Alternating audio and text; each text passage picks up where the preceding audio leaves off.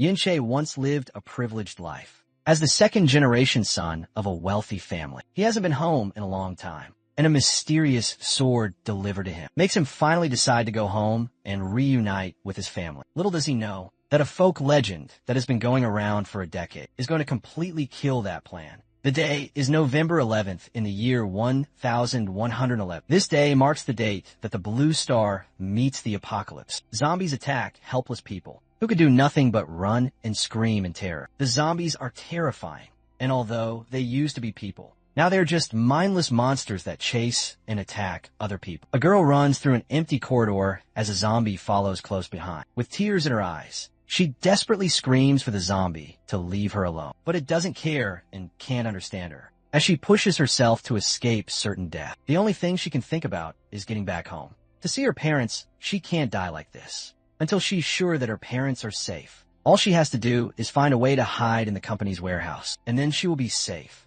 As she reaches the end of the corridor, she's greeted by a zombie already inside, devouring the body of one of her co-workers. The man yells through the intense pain for her to run away as fast as she can. But the shock of seeing such a gruesome scene causes her to fall to the ground. In fear instead, the zombie gets up as her co-worker collapses dead and starts to stalk towards her while she inches away in fear. Then all at once it charges her before she can react, and she braces herself for death, all the while wishing that someone would save her. Before the zombie can get to her, a man leaps from behind her with a sword and cleanly cuts the zombie in half, killing it instantly. Killing the level 1 zombie gives him 10 points in this horrible game. The girl Lu Xin looks up in awe at her co-worker, who appeared out of nowhere and saved her life. The man's name is Yunche, and from the massive sword in his hand, it's clear that he is someone who is prepared to survive. The apocalypse, another zombie comes up from behind her, going straight for Lu Xin's head. But Yunche is faster and swift. Slash from his sword is enough to put an end to the monster before it can attack her. He asks her what exactly she's doing on the ground, when she should be running away to save her life. That seems to snap her out of her daze, and she gets up to follow him through the war zone. That was formerly an office building. The rest of the office has turned into an active war zone. The zombies chase and devour any humans they can find, and the number of living people slowly starts to dwindle. As soon as they get to the main area of the office building, they are immediately surrounded and chased by several zombies at once. Yunche grabs her hand and pulls her behind him. As the two of them run to escape the stampeding horde, Lucian can't believe that the apocalypse is really happening and still thinks that the entire thing is a dream. But this adventure is very much real and deadly. Even Yunki would love it if this was just some kind of dream. But as he runs through the halls with Lu Xin, while being chased by dozens of bloodthirsty zombies, it's clear that this is very real and very dangerous. Yun Shi is a 21-year-old young master of the Yun family of Zhongda. Just 10 minutes ago, he was a rich, second-generation son disguised as a typical office worker. Now he's been forced to fight for his life against hordes of zombies, as the two of them run through the halls, trying to preserve their lives. Yinshi remembers what happened before all of this chaos even started. 10 minutes ago, Yinshi walked through the office that would soon be filled with blood, sporting a smug look on his face as he thought about his plans ahead. Lucian meets him as he struts through the office and asks if he's planning to work overtime for the day. After all, today was the day of the apocalypse prophecy, and she has been scared and would like him to walk her home. It's obvious that she's not really scared and just wants to use the prophecy as an excuse to spend some alone time with him. The prophecy has pretty much turned into an old folktale that's been going on for 10 years. There's nothing for her to be afraid of, and even primary school students don't take it seriously. Now Lucian nervously agrees with him, and it looks like her plan to spend some alone time with our MC fell flat before he leaves, though. He asks her if she's really scared about going home alone, seeing this as an opportunity to win him over. She tells him that she really is very scared, and she hopes that he won't be able to resist her cute charm. Instead, he turns and announces to the office that their goddess is scared of the apocalypse, and she wants someone to take her home after work. In an instant, the rest of the office workers crowd around her, desperately asking if she would give them the honor of taking her home. Lucian backs away awkwardly, as she's completely surrounded by men, hoping to get a second of her attention. Yun, she is just too stubborn, and it looks like he's escaped her advances. Once again, the man uses the commotion to escape and go to his desk to look at the package that he just received. The thought of the apocalypse crosses his mind, but just like he told Lucian, that prophecy has been going on for 10 years at this point, and most people usually just use it as an excuse to try to get their way. 10 years ago, the highly intelligent computer AI, named Titan, detected the approach of a dark star and predicted that the blue star, their home, would enter the era of the apocalypse on November 11th. This announcement caused humanity to panic initially, and the world government deployed the military to several regions, while imposing a mass lockdown to make sure as many people were safe and protected as possible. At the time, people were terrified of the prediction, and everyone rushed home to protect themselves and take shelter. Over the past 10 years, humanity has been on high alert, but the dark star never appeared. Every year, November 11th came and went with no sign that anything would happen. Fighter jets would fly through the sky, and soldiers would walk through the streets in an effort to try and keep people safe. By the 8th year of the same song and dance, people started to become complacent of having to lock themselves indoors once a year for seemingly no reason. They start complaining about why the rules are so strict, when at this point, it's obvious that the apocalypse isn't coming anymore. All these strict rules are keeping people from going out now. 10 years later, the prophecy isn't taken seriously anymore, and some people even use it as an excuse to get off work early or get favors from others. Yin Shi doesn't have time for any of that. What interests him more right now is the contents of the package that was sent to him. He opens the box, and inside is a black long sword with a note as well. A coworker passing by asks Yin Shi if he bought some kind of new model of kids' toys, and he's shocked since our MC is usually the one person that isn't interested in any of that. It may look like a model toy of some sort, but this sword is very real. It's called the Blade of Annihilation, and it is made of the hardest available metal today, called Titan's Fine Gold. It can cut through gold and jade like chopping a melon. And this was sent by his family for self-defense. It's definitely not a toy model, but instead it's a high-tech killing weapon that is worthy of being listed as a rank 3 prohibited item in the civilian sector. He wonders how his aunt even managed to transport such a thing to him. In the first place, behind the letter is another note, asking him how much longer he plans to stay away from home before returning to the family house. It has already been 3 years since he left home, and at first he didn't want to live a life arranged by his family. He fled from Jiangdu and came to District 1:05 in the hopes of living life on his own. But in the end, he has been gone for so long that it's starting to become problematic. It's time for him to stop this irresponsible, running away act and return home to his family. For now, he plans to wait until the next day when he will get his salary. Then he will head back home to his family, as if to taunt him for having that thought. The entire environment changes as soon as he makes that decision. Loud bells start to ring out, and the sky turns a crimson dark, signaling the start of an apocalypse that humanity has been anticipating for a decade. Yin heads to a window to see what's happening outside, and the sky is completely engulfed by a massive dark star crashing into their planet. A voice rings out as people start to panic. It tells them that the blue star, which humanity calls home, is about to become a part of the global apocalypse game. From now on, the apocalypse has come, and he has lost his freedom as human beings, and instead, they will all become monsters and NPCs in the apocalypse game. The game is currently in its warm-up stage, where the people will have 24 hours to earn game points and improve their NPC status. The higher the level, the stronger the NPCs and monsters will be. After the warm-up stage, then in 24 hours, players will enter the game and the true apocalypse begins. NPCs cannot kill players, but they can be killed by players. Everything that happens from now on should be taken seriously, because death in the game is the equivalent to dying in reality. Now the big question on Yin Che's mind is, if everyone will become monsters and NPCs, then who are the players now that the apocalypse has begun? Things around the world start to change. To make everything feel more like a game world, global communications have been adjusted, and the Game World channel opens up, allowing people to communicate through the game chat. All other forms of communication have been disabled, now that the world is set to change. The first step for the NPCs is to pick a class within the next 5 minutes. Once those 5 minutes are over, the game will officially begin. A character profile for Yun Kuei appears right in front of him, and it shows him his current stats. He's currently level 1 with 20 points to distribute to different stats. Every level up will give him 2 points to spend on his attributes. It also shows that he has been chosen to become an NPC, and he will be able to make use of the points he gets. Once he levels up, right now his strength stat is level 9. His agility is 9, his mind is 10, and his physique is 10. Each of these stats increase certain abilities and the speed of his attacks. The only thing that hasn't been filled out are his professions and talents. The interface looks just like a holographic game, and it asks him to pick his class for the game. if they have really entered some kind of game apocalypse world. Then, picking the right class will be vital to helping him survive. In the early stages,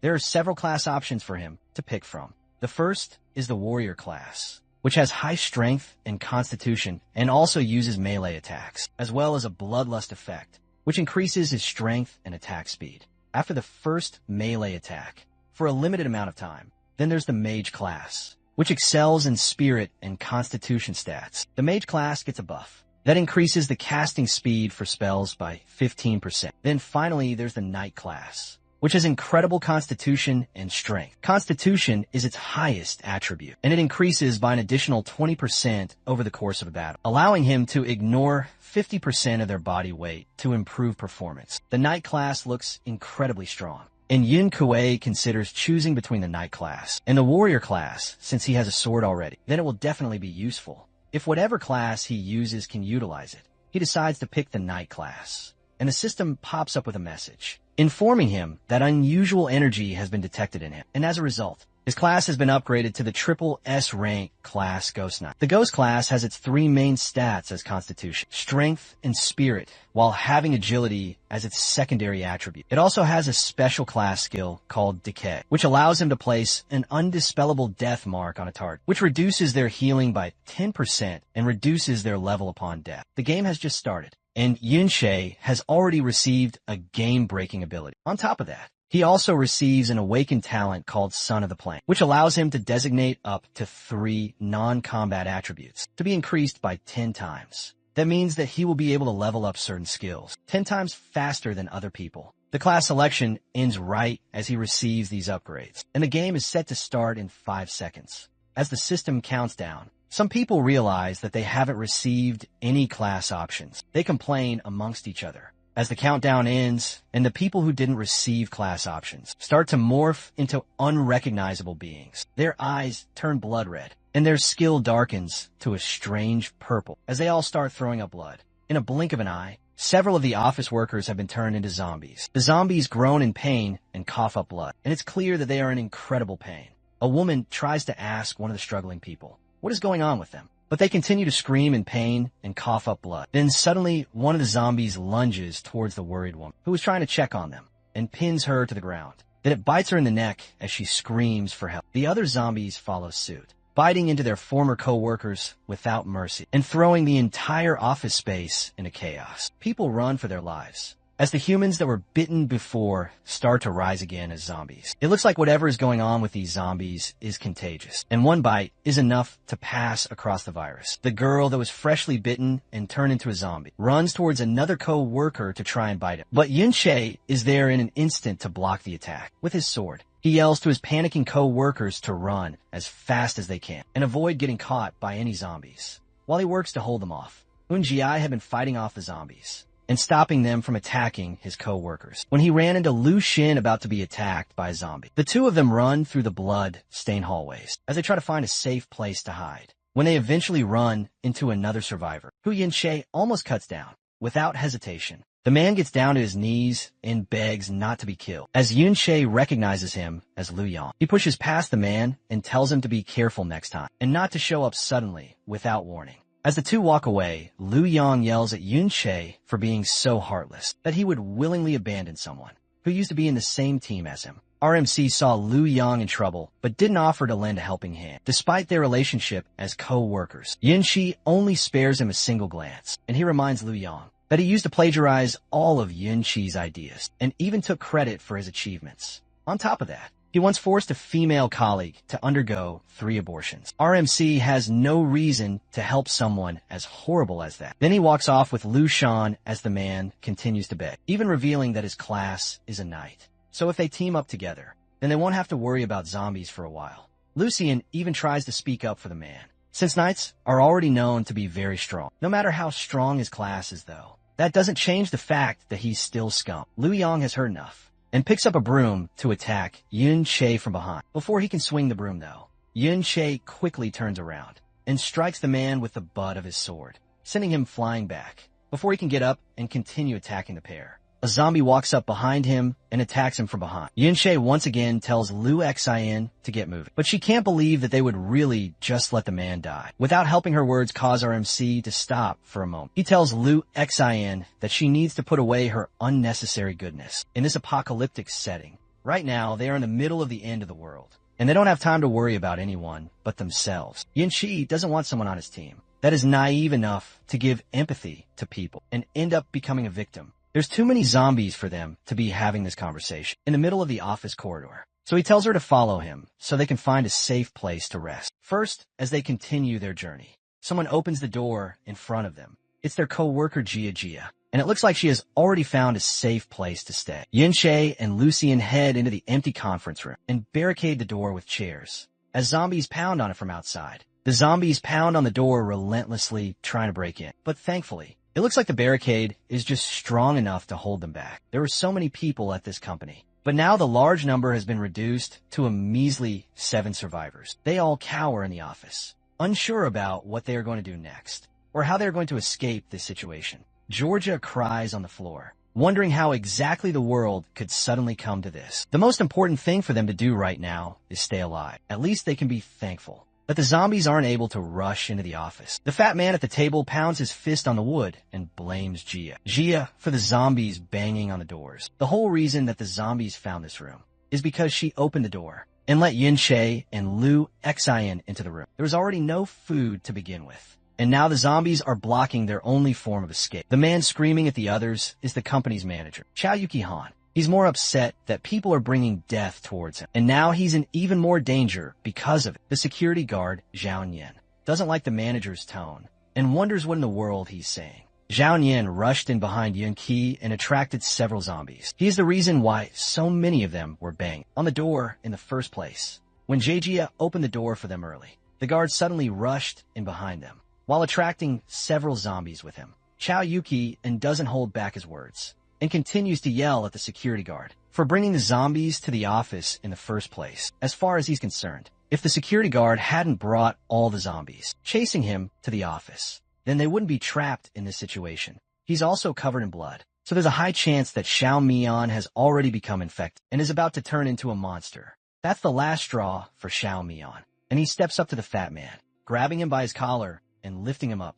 He's tired of the man's constant abuse of his subordinates, and he has tolerated the man's sharp tongue for long enough. Now he wants to finally put an end to it. The manager, not realizing the situation he has found himself in, warns the security guard to be careful of the way he talks if he doesn't want to get fired. But the apocalypse is in full swing, and getting fired is not one of his top 10 worries at the moment. He then carries the man over to a nearby window and uses him to break the glass before dangling him out of the side of the building. They are currently on the 17th floor, and a fall like that will turn Xiao Yuki-on into a human pancake. Lucian tries to calm the tension down and tells Jiaonan to stop before he kills the manager. She reveals that she chose the mage class and also awakened a skill called Holy Light, which can purify wounds if he allows her. Then she can treat his wounds and make sure that he doesn't turn into a monster. That was a really stupid move from Lucian, and Yin Qi can't believe that. She so carelessly revealed information about her class. The greatest danger often comes from people around them, and the other survivors realize that.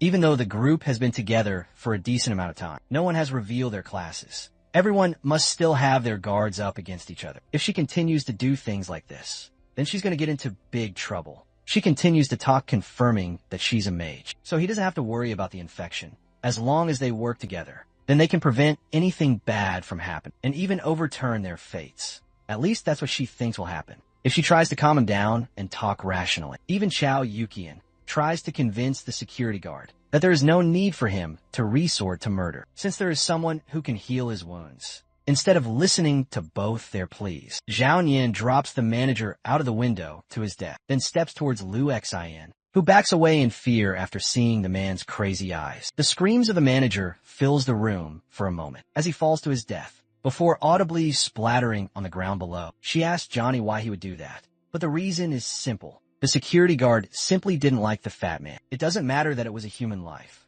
The manager is just a stepping stone. Jionian chose to become a warrior, and as long as he has the skill to survive, then he can strike back against the apocalypse and become the world's master. As he starts spouting his delusions, his body begins to change, becoming a sickening purple as his eyes glow red. This is just evidence of the degree of horrors that people are capable of when there are no constraints of law and morality. It looks like the fat man was right, and Jionian actually became a monster, just like the zombies outside. He steps towards a group of people heading towards Liu Xian with the intention of making her his woman by force. She tries to run, but before he can grab her, a sharp swing of a sword from Yunche is enough to cause the hulking zombie to step back. Yunche steps in between the two of them, using his sword to protect the girl behind him. The zombie security guard asks our MC if he's interested in her as well, but he shuts that thought down immediately. He's only interested in her skills and nothing else. After all, there is no guarantee that survivors won't eventually get hurt in the apocalypse. So having a mage that can dispel the virus is very beneficial for him. Because of that, he has to make sure to protect her no matter what. As they travel through the apocalypse together, Zhao Yin is furious that Yunke would dare to steal what he has claimed, and he rips a fire extinguisher out of the wall to use as a weapon. Then he runs over to Yunche, bringing the large metal above his head to slam it down on our MC. Yin Q blocks the attack with his sword, but the force is strong enough to push him back. As he holds back the fire extinguisher, he notices a deep wound on the side of the security guard's face. It's obvious that he's been hit and he has gotten infected, but even though he became a zombie, he can still talk normally. It looks like the mutation varies, depending on the person's constitution. The warrior class has an amazing constitution. After they mutate, they become even stronger than other zombies. This went from a tense fight to a bomb that must be defused as soon as possible. Yunche forces himself closer, then slashing down, cutting straight through Jiaoyan and the fire extinguisher in one move. With that, the fight is quickly over, and Yunqi wipes the blood against his clothes. The other office workers are shocked that 2 people died so quickly within a short period of time. Yunqi glances behind at Lu Xin, but she can't keep eye contact with him. Sometimes it's better to show people what the consequences of their actions are, rather than trying to teach it with words. He hopes that Lu Xin will remember the consequences of being naive and stop being so reckless. Although he killed Zhao Yin because he was about to mutate, showing off his power and making people afraid of him would be way more advantageous for our MC. He turns around and glares at the rest of the office workers, cowering in the corner, and asks them if anyone else wants to try and take someone away from him. They quickly back away, telling him that they just want to survive, and they have no plans of crossing him. Yinny puts away his sword and orders Lucian to treat their wounds, while they figure out what to do. Outside the door, there is still a massive number of zombies trying to break down the door. Lucian tries her healing on Jia for the first time and tells the woman to inform her if she feels any discomfort. While Lucian heals them, Yunche checks all his devices to see if he can make a connection with anyone. Just as he expected, all existing types of communication are no longer usable. The only way to connect with the outside world is through the world channel of the game, where people are probably thinking the same as they are right now. He checks the world chat, and most of the messages are just people panicking at the amount of zombies that are suddenly all over the place. Some people try to calm down the panic and assure everyone that a law enforcement team will rescue survivors, but it doesn't do much amidst the chaos. It looks like most people are isolated and helpless, and they are all relying on others to survive. Then Yunche takes a look at his own stats. Given the dire situation and how everything went to heck, he didn't get to analyze the information properly. Judging from the panel, the only non-combat attributes are likely to qualify for the 10 times boost from his talent among all the traits, which have simple and intuitive names and descriptions. There's a strange attribute called compatibility. He has no idea what that is and decides to ignore it for now. There is also a permanent 100 times boost that he can adjust. It's definitely an abnormal skill that he shouldn't use rashly until he fully understands the game's capabilities. Once the warm-up stage is over,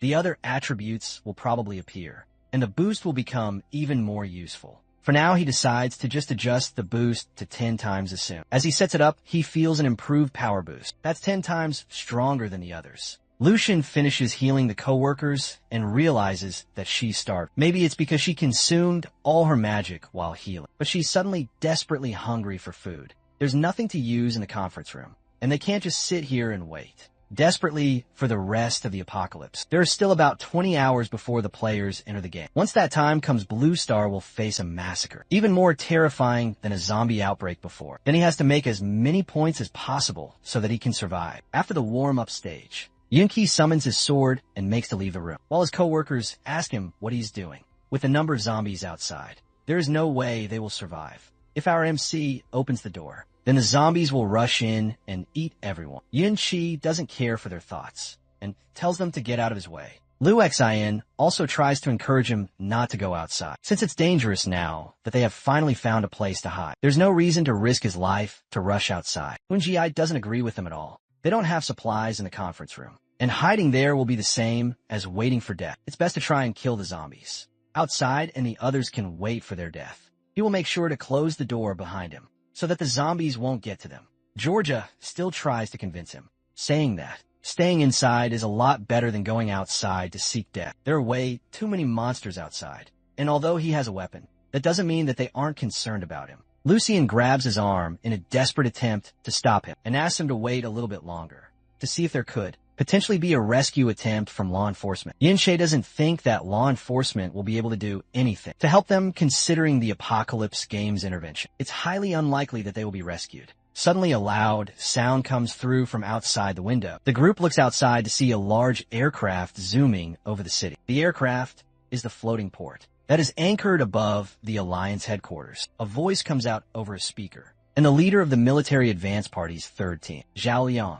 announces to all the people on Blue Star to retain their hope. The military has sent out 10 teams to carry out rescue operations. If things continue like this, then rescue operations should be underway, and the military will be able to gain control. In about 3 hours, they announce for residents to go to high places. While they send people out for support, things are finally about to turn around, and the nightmare is finally about to be over for them. The group runs towards the open window, now that their new hope has arrived. As the ship continues to fly over the city, a sudden burst of energy within causes the leader to stop. The system does not like interference from outside forces, and it uses emergency measures to ensure the normal progression of the game. In an instant, the aircraft, which represented humanity's hope, suddenly explodes in the sky before crashing down to the ground in a rain of flaming metal. The giant pieces of the ship crash into the streets, destroying buildings and causing others to fall like dominoes. The office building that Yunshe is in gets hit in the side, and the building turns over.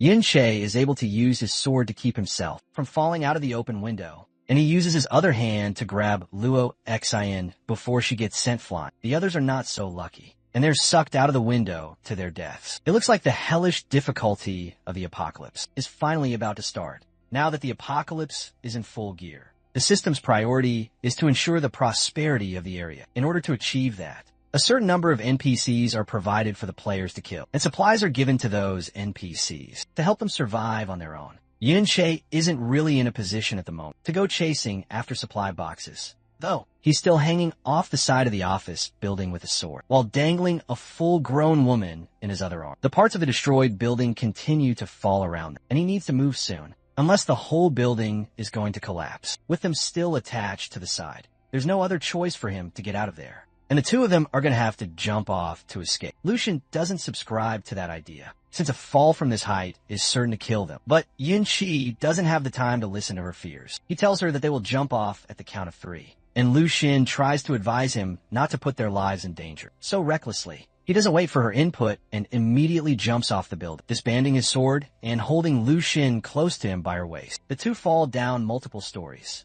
while Lucian clings to him and screams for her life. Thanks to his high agility stat, though, he's able to bounce off the falling bits of debris, catching his fall before he can go too fast. The two of them are able to make it safely to the ground, and Yunshe catches their fall safely with his legs. She thanks him once she realizes that they are not dead, and he managed to bring them down to solid ground. Then he puts her down as the two survey the area, and Yunshe is quickly able to find a supply box hidden under a pile of rubble. It looks like Yunshe chose to jump in this direction because he saw the supplies from the top of the building. He still had the energy to look for supplies, even in the dire situation that they were in. His adaptability truly is insane, and Luo Xin is seeing that for herself. The supply box isn't going to just sit there and wait for them to take it, though a zombie jumps up from a hidden corner and lunges at Yunshe, who manages to block its attack in time. The zombie pushes back against the sword, trying to bite Yunshe, but he's able to keep it away before it can chomp on his neck. He swings his sword, sending the zombie flying back. Instead of charging again, though,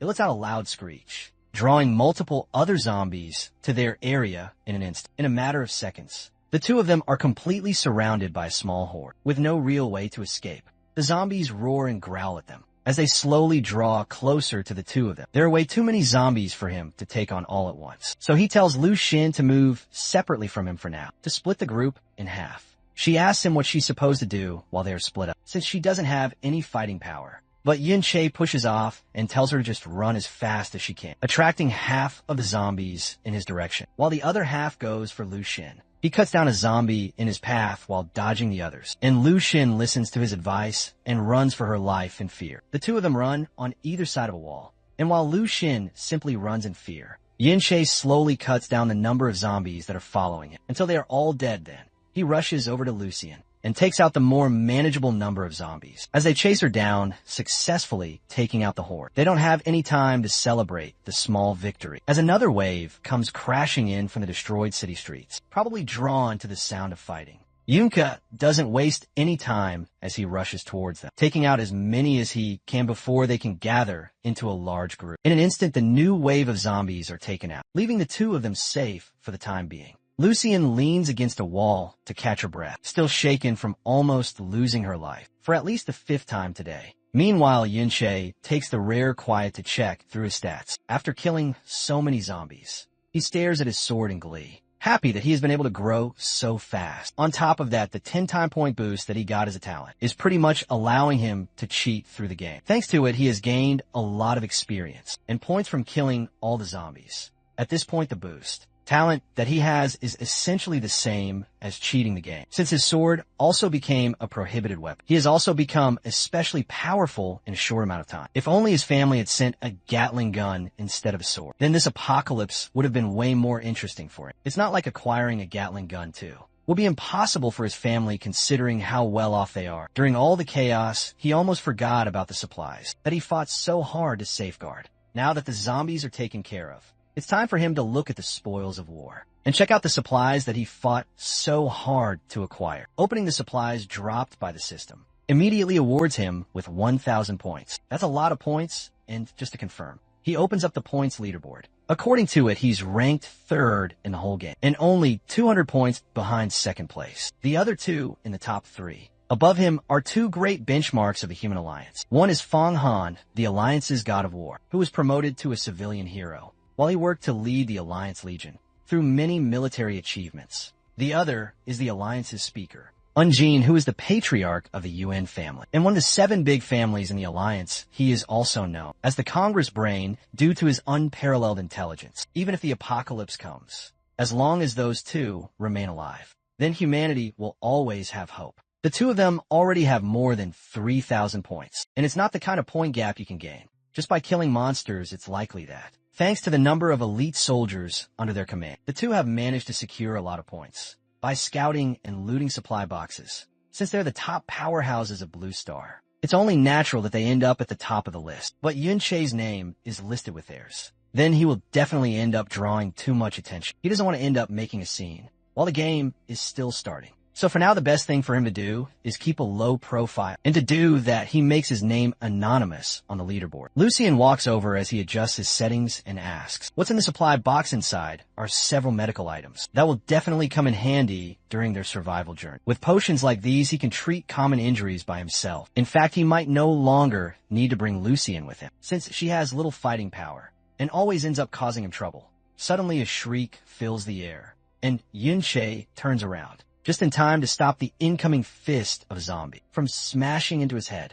This zombie is female and looks way more powerful than any of the other zombies that he has faced before. As he holds the zombie back, he tells Lu Xun to stay away from the fight before she gets hurt. She hurries away to give them space and tells him to be careful as she makes her escape with Lu Xun in a safe place. He doesn't have to worry about her, and Yin Shi wastes no time in pushing the zombie away with his sword before bringing it down again on her, causing the zombie to jump away from the strike. Just from the way she moves as she dodges his attacks, he can tell that she's incredibly fast and has the attack power to follow up that speed. In an instant, she lunges back at him and throws her claws at his face. Yunche is able to dodge the attack to the face, but he takes a nasty scratch on his thigh instead. The impact causes him to fly backwards, but he manages to catch himself despite the blood flowing down his leg. This zombie is similar in size to Lookin, It's twice as powerful as every other zombie he has faced so far. It's possible that this zombie is a monster that mutated above level 1. It's a pain in the ass to deal with.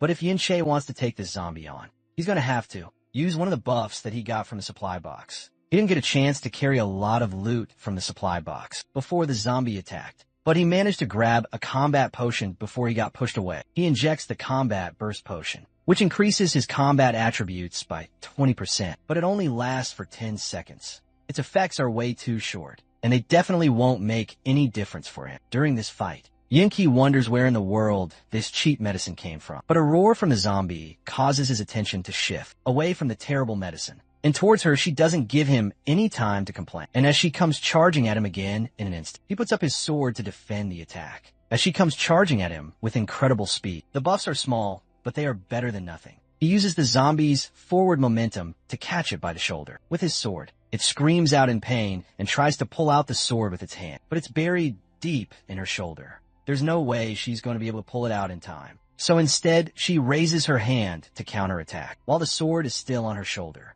Once again, Yunche is barely able to avoid another claw scratch to the face, taking a small amount of damage to his cheek. Lucian cries out in worry as she sees Yunche slowly getting overpowered by the monstrous zombie. The zombie roars and continues with the slashing attacks, slowly pushing Yunche backwards with incredible strength. Eventually, he slams his back into a wall, and the sword that he used to attack is the only thing keeping the zombie far away, enough to not scratch him further with her powerful claws. It continues to roar and scratch at his face, and the sword is slowly becoming less and less effective in keeping the monster away from his face.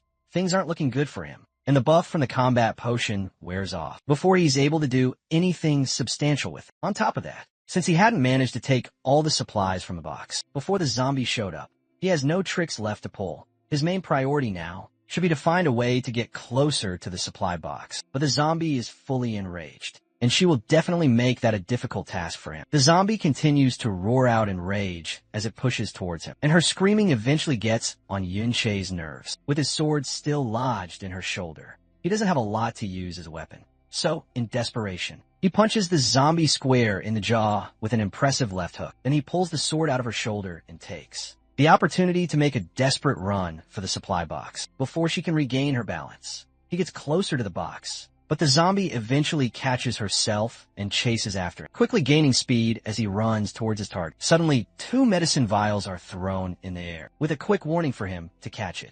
He snatches them out of the air and looks towards the supply box to see Lucian standing close to it, with a dagger in her hand. Once she's sure he has the medicine, she raises the dagger in the air, using a spell to make herself as visible as possible, while calling for the zombie to come towards her. Yunchi continues to run forward, as the zombie pauses for a moment to stare at the crying woman. Just as surprised as Yunchi, Lucian's plan works, and her desperate move is just enough to buy enough time for RMC to stab both drugs into his arm, healing himself and boosting his strength all at once. It looks like despite her shortcomings, Lucian somehow manages to find a way to make herself useful. In critical situations, the zombie notices that Yunche must have gotten some sort of power boost, and she turns her attention back to him, as the healing spell clears his wounds, and the combat buff boosts his aura, giving him another 10-second boost to his stats, as well as giving him a 10-second pain reduction buff. He walks towards the zombie and points his sword at her. This time he's going to make sure that he uses his 10 seconds wisely. The zombie rushes towards him as the buffs start to take effect, but Yunche doesn't wait for her this time, and he rushes back at her. With his stats buffed, he's easily able to keep up with her speed. The two of them reach each other,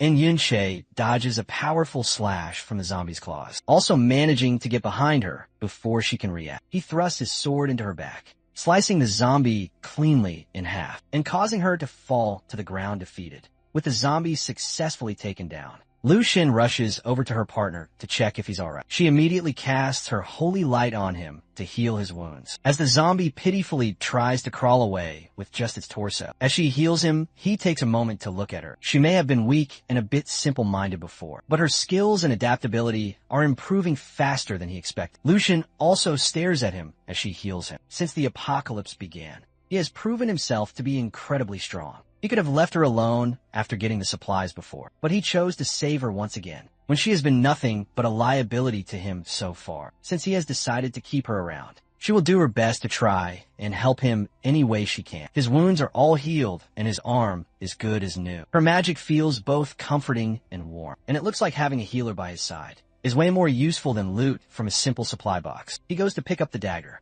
that she dropped when she came to heal him and tells Lu Xin to stab the zombie in the heart with it. She hesitates for a moment, but then realizes that Yin Kuei is right. She also needs to get stronger, so she doesn't have to keep relying on him forever. She walks up to the zombie that has given up on crawling away and just weakly groans on the ground. Then she screams as she raises the dagger over her head and brings it down in the zombie's chest, quickly putting it out of its misery. The zombie girl cries out in pain before eventually going silent, and Lu Xin receives 500 points as a reward for killing a level 5 zombie. She also gets an extra reward in the form of a new level 1 healing spell. This spell is a single target skill, and it has a therapeutic effect on the target of the caster. Yunqi falls to his knees as he realizes that the zombie he just gave up is way more valuable than he realized. If he had killed her instead, his 10 times boost would have turned that 500 points into 5,000 points. He would easily have topped the ranking list and crushed the god of war and the assembly's president in one swoop. On top of that, she also got a new skill from it,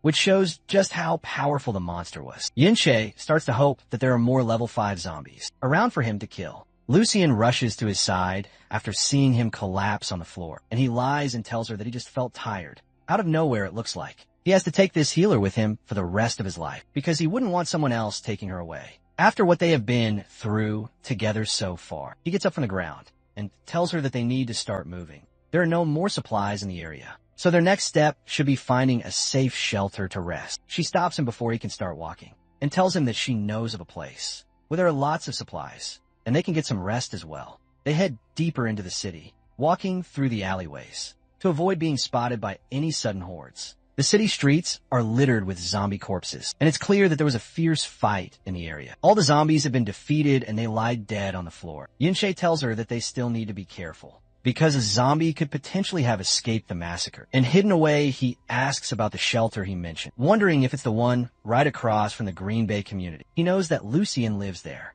which is probably why she wants to go there. He found out because his male colleagues at work are always asking to take her home, and he guessed from their conversations where her house probably is. Lucien reveals that she definitely has selfish motives for wanting to go home. Mainly, she just wants to make sure that her parents are safe. But she didn't lie about there being valuable supplies in her home. Her mom is a hoarder, especially when it comes to natural fruits and vegetables. And she always brings back lots of fruits from their family farm and stores which she then keeps in their attic. It should be enough for them to sustain themselves for a long time. On top of that, she would love for him to stay in her house so she can introduce him to her parents. He ignores her completely and turns his attention back to the streets. Littered with zombies, it's a pity that all of them have been taken out. Else he could have farmed some points on the way. Instead, they have to make this trip a mission solely to get supplies. Once he's sure that the coast is clear, he signals for them to get moving. But then he stops her. He wants to make sure that she remembers the rules that he repeatedly told her. On their way through the city streets, in the apocalypse, there are 3 types of people that should definitely never be messed with. The first are people who are already proficient in combat from before the apocalypse. They are stronger than average people, despite having the same attributes, and that makes them especially dangerous, especially if they have the assassin class, because they might have hidden skill boosts. The second are people with the shooter class. Since everyone is currently a level 1 newbie, 1 bullet is enough to kill NPCs in an instant. And the game also makes it so that only shooters can equip a gun. They are very dangerous, and it's best to run away quickly if you ever encounter one. The third are beast tamers, and they're especially dangerous because they don't need to fight on their own. They could just command their tamed beasts to fight for them. At the current stage of the apocalypse, those types are the undisputed kings at the moment. Looking at it that way, 3 of the 6 basic classes are highly dangerous, and it's best for them to be careful, especially with the shooter. If they ever enter conflict with a shooter, then they might not even be able to see death come. As they talk, Yin Kuei notices a red dot on his chest and quickly dodges a bullet flying straight at him. It looks like their talk came just in time because they are about to face a shooter. Another red dot shines against Yun Chi's head, and it's clear that the sniper is ready to take another shot. If provoked, he radios into his captain, reporting that he has found 2 zombies within the southeast part of Area A. He must think that Yun Che and Lu Xin are zombies, and he's prepared to take them out. This is exactly what Yun Che feared, and he hurriedly raises his hands to show that he's not a threat. The sniper doesn't immediately buy it and tells them to prove they are still human. Yinshi isn't really sure how they are supposed to do that, but then they notice a zombie still barely crawling around. It roars at them and prepares to lunge and attack, but Yinshi makes quick work of it by cutting off its head. He initially did that just to dispel the zombie suspicion claims, but this is also an easy way to gain points, by killing off the still moving zombies. He quickly tells Lucian to do the same, so that she could get free points as well. She summons her dagger once again, and follows Yunche's lead to kill off the zombies, getting 100 points per kill. They continue to grind out the kills from each zombie, as much as they can until the sniper has enough, and tells Yunche to stop farming easy points with his girlfriend. RMC is upset that they have to stop using this easy method, but Lucian is more focused on the fact that he thinks they are dating. The sniper takes the two of them over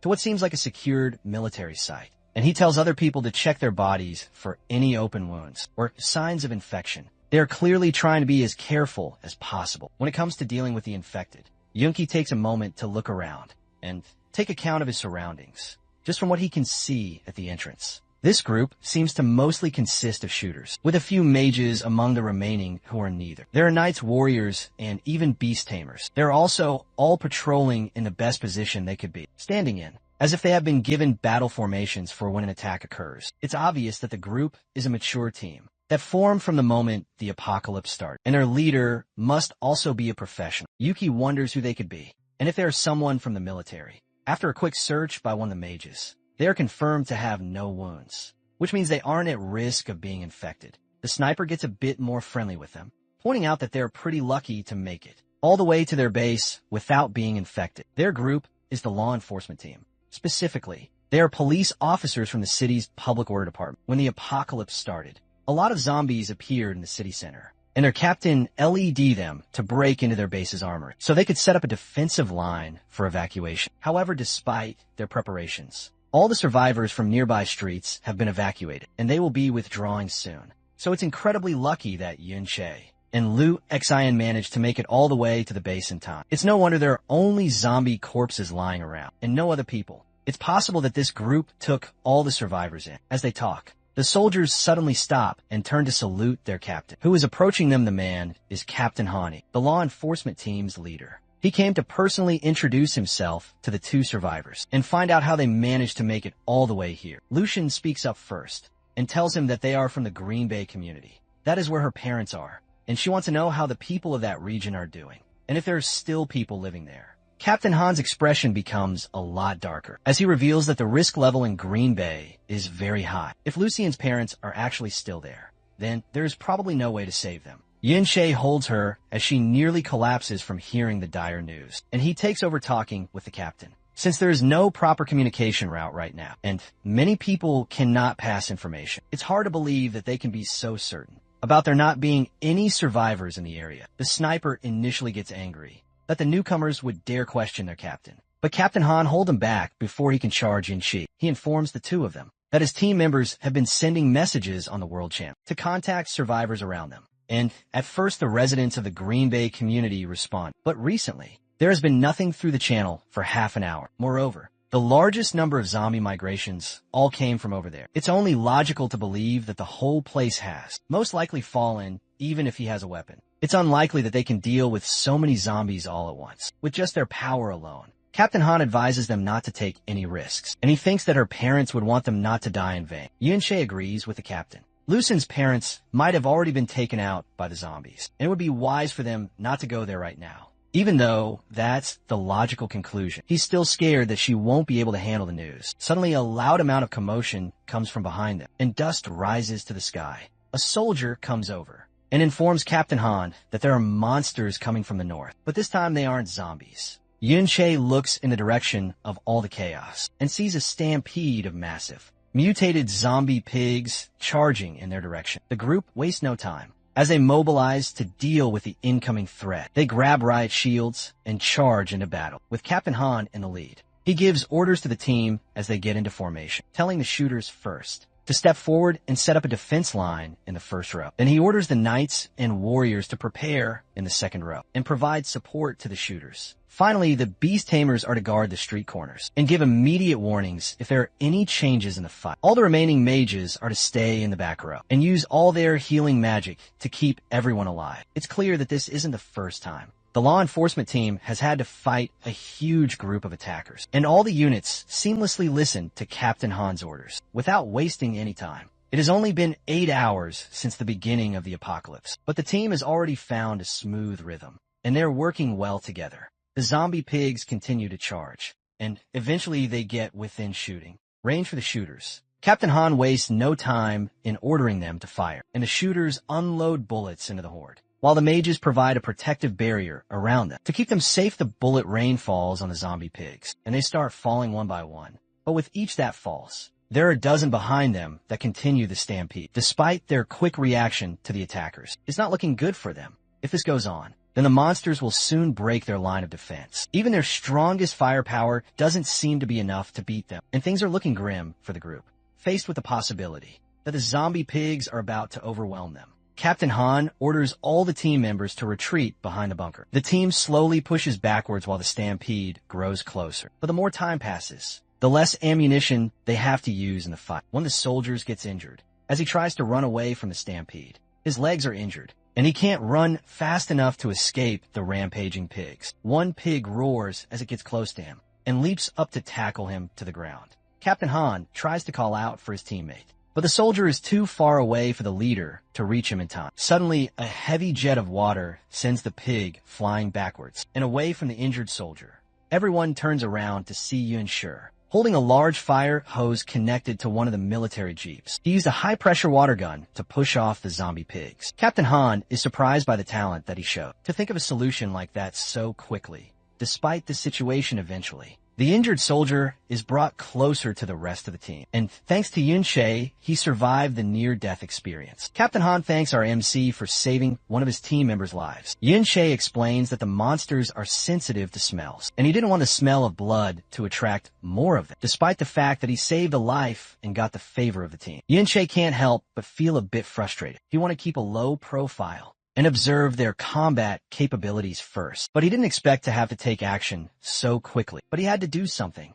and it looks like the number of zombie pigs isn't even reducing. Captain Han calls in the rocket team and orders them to get ready to cover, while the rest of the team retreats. The team rushes in with grenade launchers, firing directly into the horde of approaching zombie pigs, and sending a majority of them flying. From the explosions, they continue the onslaught of attacks, dropping highly explosive rounds into the street and killing off as many of the pigs. As they can the approach, looks like it's working.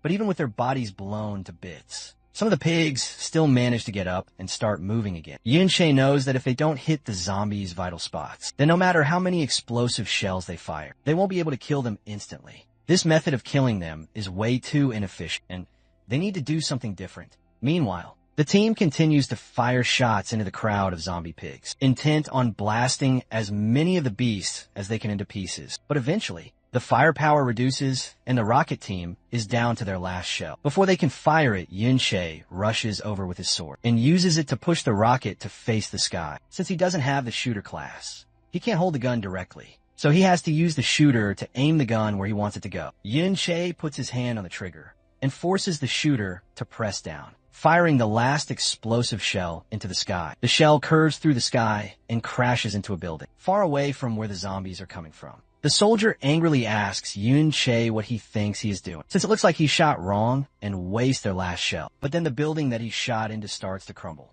and a huge chunk of it falls down, directly towards the rampaging zombie pigs. Their roars are cut short as the massive chunk of rubble crashes down on them, killing a large number of them at once, while also blocking off the others from continuing their stampede. Down the road, the shooter can barely believe that Yun Shi's random shots seem to work. Fortunately, he was right in his intuition, and it looks like his rushed move managed to save the group. Even Captain Han is impressed by how quick he seems to adapt to the situation and come up with new ideas. Despite their efforts, though, some of the pigs are still alive, and they slowly start to recover. Captain Han reminds them that there are way too many monsters, and they shouldn't let their guard down.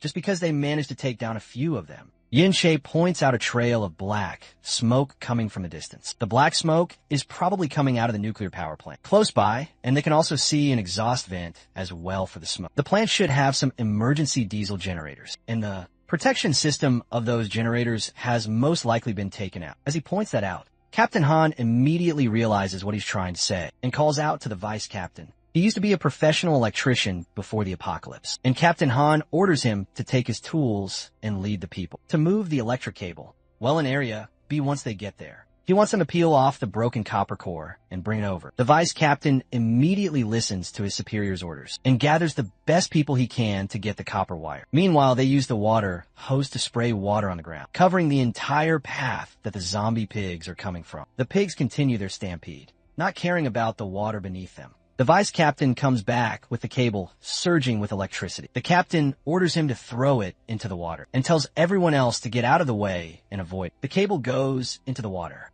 and the surge of electricity is enough to stop the zombie pigs in their tracks, and it sent them all flying and screeching in pain. The soldiers start getting points for killing the mutated pigs, confirming that finally they are all dying. After this, even if there are still some surviving pigs, their combat power will be reduced by at least 80%, which will make it way easier to clear them out. The power output from the emergency generator is extraordinary, but Captain Han tells them that it's more than just the emergency generator that did all this damage after the building collapsed. The metal particles and salt mixed into the water and enhanced the water's conductivity drastically. That is what LED to this incredibly charged effect. The captain is sure that Yin-Che also figured it out and came up with the solution of using electricity based on the surroundings and existing resources. His ability to adapt to changing circumstances is terrifying, and Captain Han is glad that they're on the same side. But it's way too early for them to celebrate just yet. There are still a few surviving pigs that charge through the electrified water. Towards them, the warriors and knights carry the riot shields and rush towards the rampaging pigs,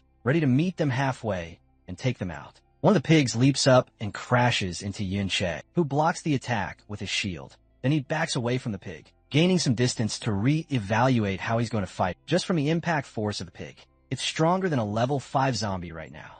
It's difficult for him to resist their power, let alone the others who can't block it with their shields. The other soldiers use their shields to block the incoming attacks from the pigs, but they just keep coming, and they keep slamming their heads into the shields. They can't hold back the attackers much longer, and if things keep going at this rate, then they're going to be overwhelmed very quickly. If they delay this any further, then things will become very unfavorable for them. They have to do something to turn things around quickly. Another pig runs towards Yin-Che, and he rushes towards it as well with his shield up. Captain Han sees him rushing head first towards the pig and warns him not to go confronting them head on if he doesn't want to die instantly. Yin-Che plants his feet as the pig closes in and brings his shield down. It's not him that's going to die. Instead, it'll be the pig. Then he stabs his sword in for the front of the shield, bringing it out ready for the pig to smash itself into it. The pig comes charging in, and just as Yin-Che wants, it slams its face straight into the shield and into the sword coming out of the front of the shield. Killing it instantly, Yin-Che kicks the pig away from his shield and gets a notification from a system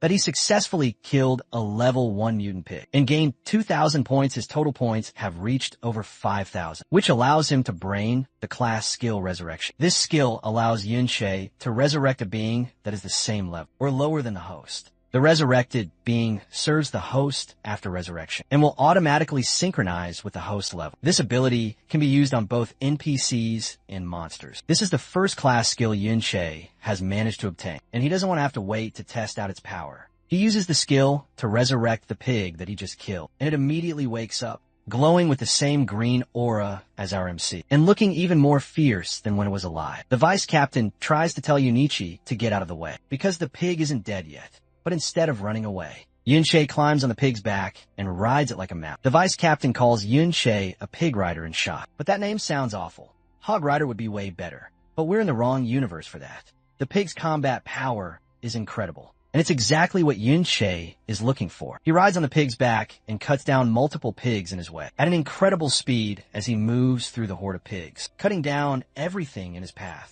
He continues to obtain 2,000 points from each kill. The others are stunned silent by just how powerful Yin-Che is as he continues to ride on the pig, like a powerful, albeit smelly horse. Yinshi rode straight toward the pig that's charging him head first, and his mount chomps down into the pig's side, killing it with its massive jaws. Even though the mount got the kill, Yinshi still got the points as a result, making this resurrection skill even more overpowered. The soldiers snap out of their shock and plant down their shields, while the shooters take aim. Captain Han orders everyone to use all the ammunition they have left to cover Yinshi and make sure he doesn't die. They shoot any pigs that come towards Yinshi while he continues with his charge. Slowly the number of pigs around diminish until they are all dead. Now that the pigs have been taken care of, a few zombies come in from the street, probably drawn in by the sounds of fighting. They are pretty much done with all the combat. All they have to do now is get rid of the zombies, and they can call it a day. After these battles, the soldiers will be able to complete their missions, and then they can go back home to their loved ones. Captain Han orders the soldiers to pick up their weapons and kill the last monsters,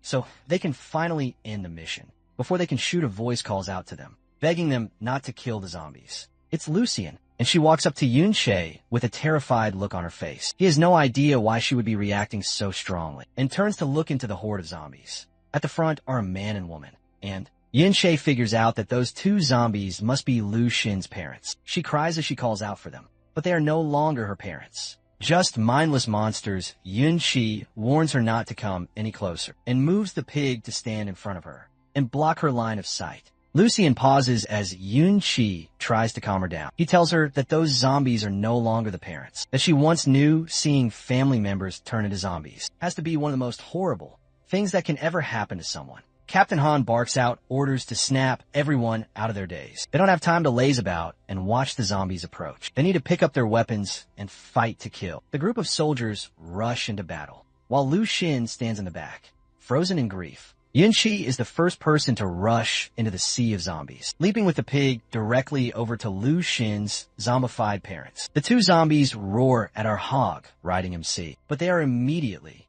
crushed under the massive weight of the zombie pig. Now that he's in the middle of the zombie horde, he's surrounded by several of the undead, and getting out of this situation unscathed will be troublesome. As the zombies rush towards him, a few well-placed bullet shots cause them to fall to the ground. Immediately, he turns around to two snipers standing over a hill, taking aim at the zombies around him. Then from behind, Captain Han charges in with the rest of his men, using riot shields to bash the zombies away and make some room. Yunche isn't alone, and he can't go charging in. Alone, either he doesn't have to be a hero by himself when a law enforcement team is around. The other soldiers chime in as well, saying that they can't let a kid take all the points. Yunche is happy for the help and makes a deal with them. Each person takes their own prey, and nobody tries to steal each other's kills. With the combined work of all the soldiers, chaos ensues as an all-out war between humans and zombies takes over the area. In about 20 minutes, Yunche is cutting down the last of the zombies, and the area is more or less cleared out completely. Captain Han also squashes zombies effortlessly with his riot shield, and with that, all the zombies are taken care of, and the place is cleared out from any zombie threats. The battle is finally over, and Yunche takes a moment to rest. Now that all the zombies have been taken care of,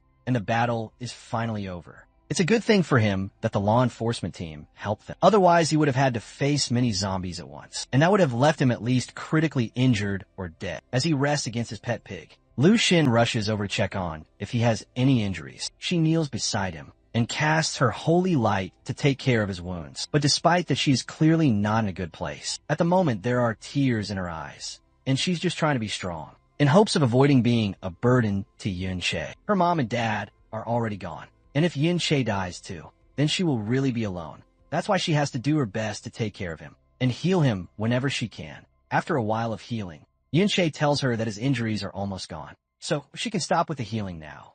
Instead, she should take the opportunity to go and say goodbye to her parents. That's when she looks towards the zombie pig and sees her zombie parents still moving and wailing while being crushed by its giant weight. That's why Yunche rushed out first into the middle of the zombie horde. Despite the risk of getting surrounded, he wanted to isolate her parents from the rest of them and give her a chance to say her goodbyes to them before they are killed. He gives her his sword to use to finish the job, and she solemnly accepts it from him. Then she walks over to her parents, who are still groaning and wailing. From underneath the weight of the pig, they roar and scream louder as she gets closer, and it's obvious they are way too far gone to even remember their daughter. She trembles as she greets her parents, even though they definitely can't hear her. He watches over her as she takes the sword in her hands. Killing loved ones will never be an easy task, even if they have been zombified and turned into monsters. When he starts to suspect that she might not be able to do it, he starts to suggest that he can be the one to kill them if she can't do it, but she doesn't answer.